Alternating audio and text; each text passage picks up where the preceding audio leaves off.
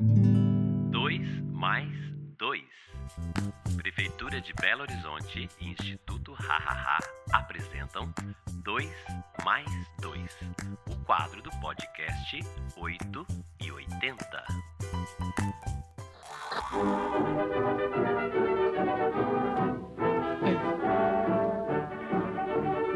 Isso, eu adoro essa. Eu também. Essa é boa.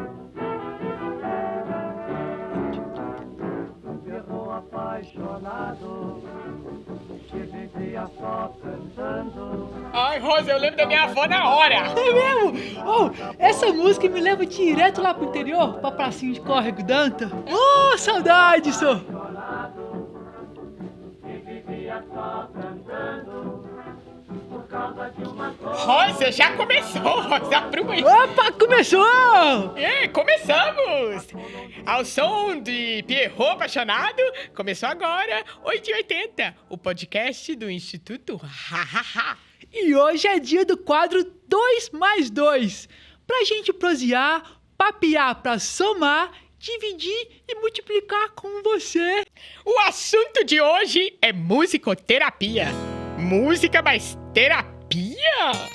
Por isso que está aqui nos nossos estúdios ele, que é professor de musicoterapia na UFMG, além de ser um moço muito bonito, né, Rosa? Fred Pedrosa! Seja bem-vindo, Fred. Muito obrigado pelo convite, tô adorando estar aqui com você. Ai, eu também. Olha, professor, já começando assim, né? Você que tá aí de casa ouvindo a gente, você já ouviu musicoterapia? Falar sobre musicoterapia? Pra gente aqui, explica pra gente, o que é musicoterapia? O que é, o que faz, onde come, onde nasceu? Explica. Bom, a utilização de música no contexto da saúde, ou seja, pensar que a música pode trazer algum benefício para a saúde, é um pensamento muito antigo, né? Tem registros na Grécia Antiga de utilização. Na Bíblia fala que Davi cantava salmos para restabelecer a saúde e tal.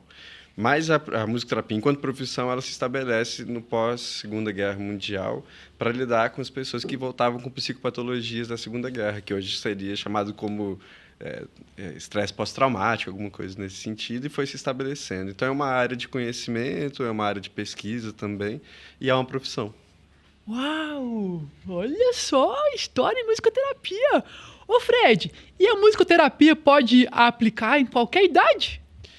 A musicoterapia tem esse nome, né, de terapia. Até tem um musicoterapeuta norueguês que ele diz que esse nome talvez tenha sido um erro dos primeiros musicoterapeutas, porque a ideia de terapia parece que é algo apenas psicoterapêutico. Sim. Mas a musicoterapia pode ser também algo para reabilitar movimentos, ou reabilitar pessoas com acidente, com AVC, né? E pode também ter uma ação mais social, como, por exemplo, em projetos sociais ou em casas de idosos, e pode ser um espaço de receber essas pessoas muito mais do que algo que faça um desenvolvimento primário na psique, né? Mas que seja mais de socialização. Ah, então é o corpo todo, mas socializar com a galera. Exatamente. Uau, tem a ver mesmo.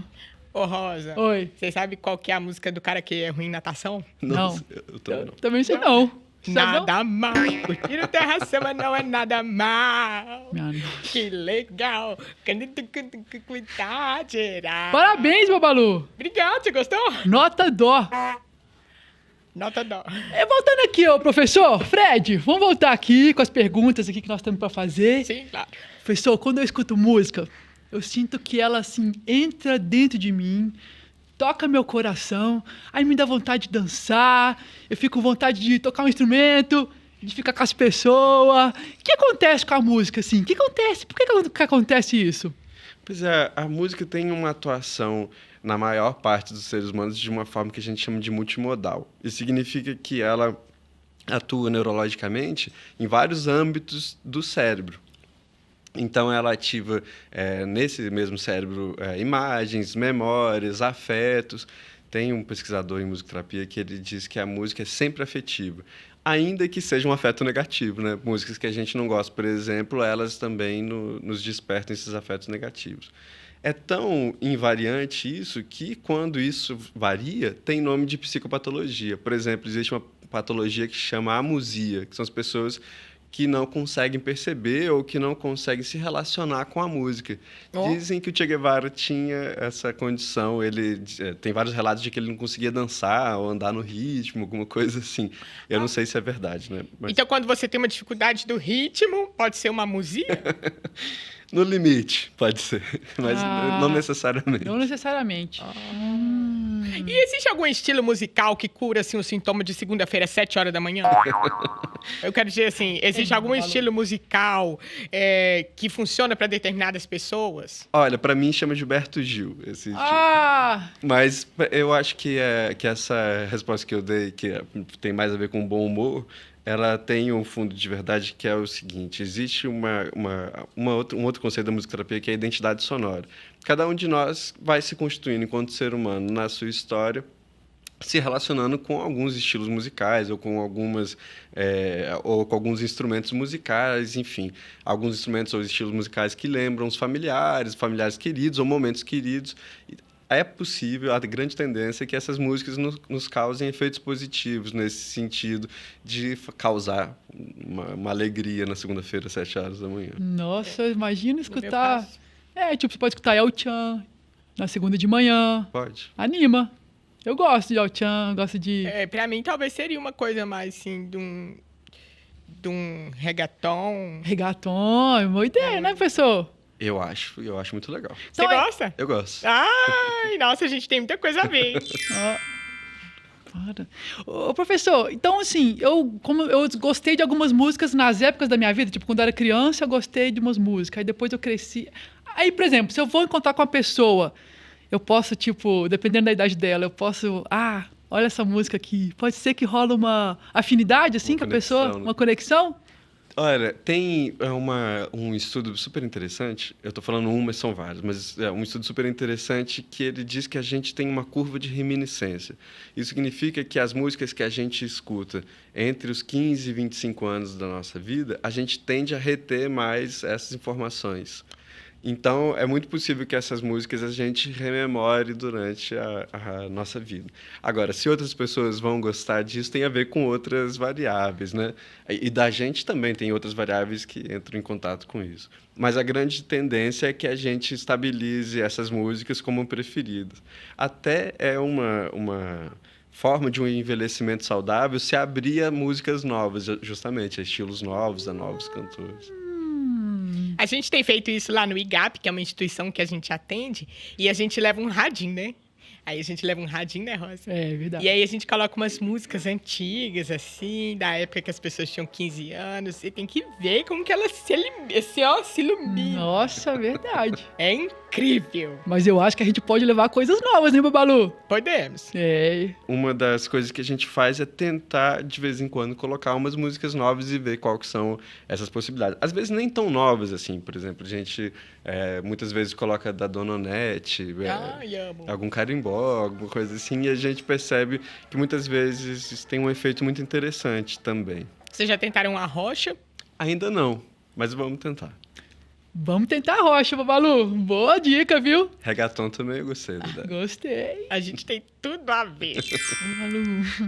Chegou o momento do Você Sabia? Com vocês, ele que sabe tudo do Estatuto da Pessoa Idosa, Doutor Altamiro. Fala, doutor!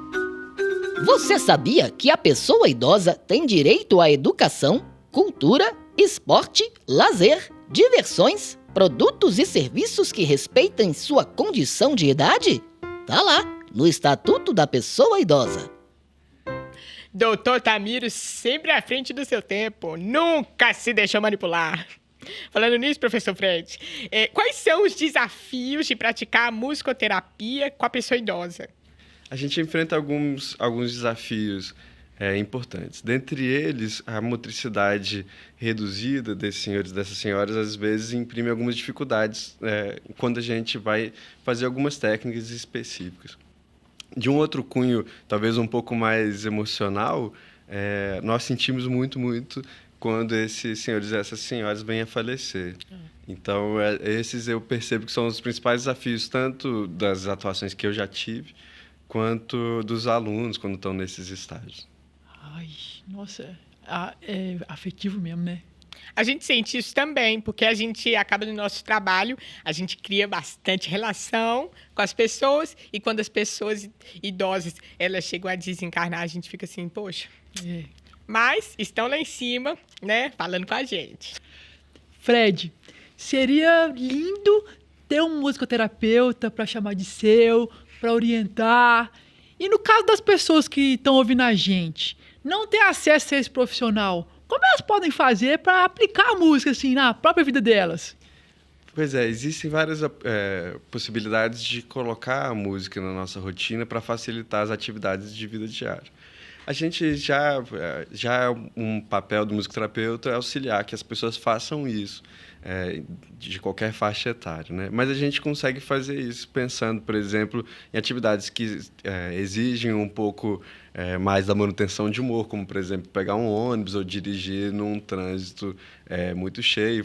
Vale a pena a gente fazer uma seleção de músicas que são de nosso gosto, ou mesmo para atividades físicas, né, como academia, ou enfim, alguma corrida, alguma coisa assim.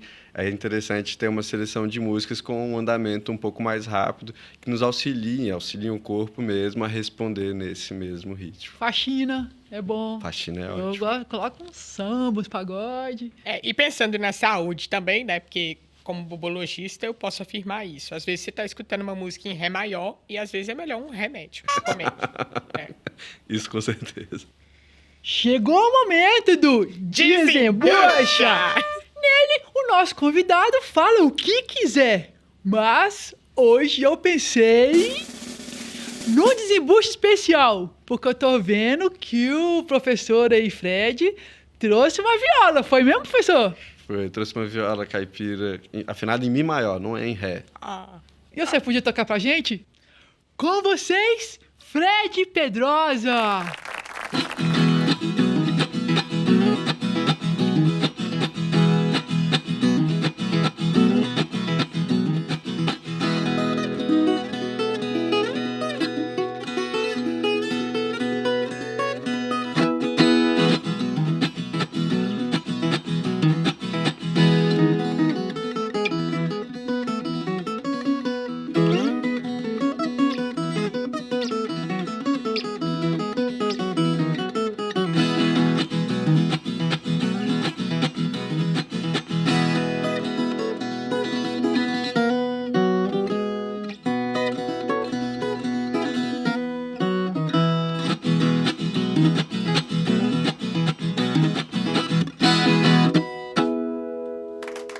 Nossa, essa aí me levou lá no Macuca, em Divinópolis, onde eu morava quando era menina. Que isso? Como dizia o meu grande amigo Friedrich Nietzsche, sem a música a vida seria um erro. E nessa toada estamos terminando o 2+2 de hoje. Mas antes de acabar, quem se interessou assim pelo assunto? Para se tornar um musicoterapeuta profissional, quais são os caminhos? O caminho é como de qualquer outra graduação no Brasil, né? Atualmente é pelo Enem. Então, e no caso específico da musicoterapia da UFMG, existe uma prova específica que é necessário tocar, são necessário tocar 2 peças, até agora sempre foi assim, não sei se vai mudar.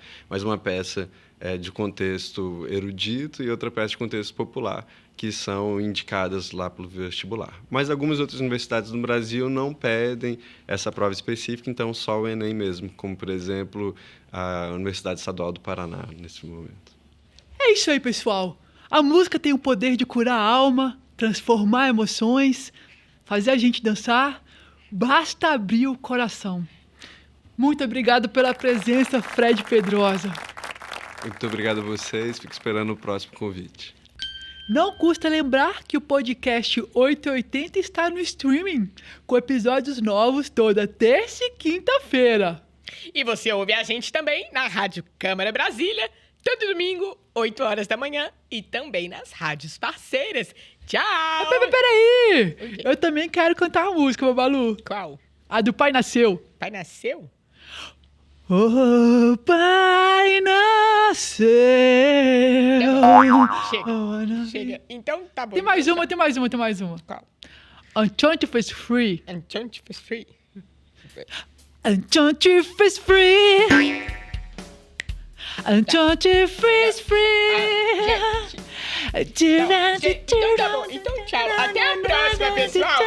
Conta aí. Vai cortando aí. Tchau, pessoal. Até mais. Até mais. Vai, pelo amor de Deus. Tchau, gente. Esse episódio é produzido pelo Instituto Ha-Ha-Ha por meio do projeto Nas Ondas do Ha-Ha-Ha, realizado com o fomento do Fundo Municipal do Idoso de Belo Horizonte e patrocínio da Vale, Valorec, Tambasa, Premier Pet, Fundação ArcelorMittal, Hipofarma, Supermix Concreto e do Frio.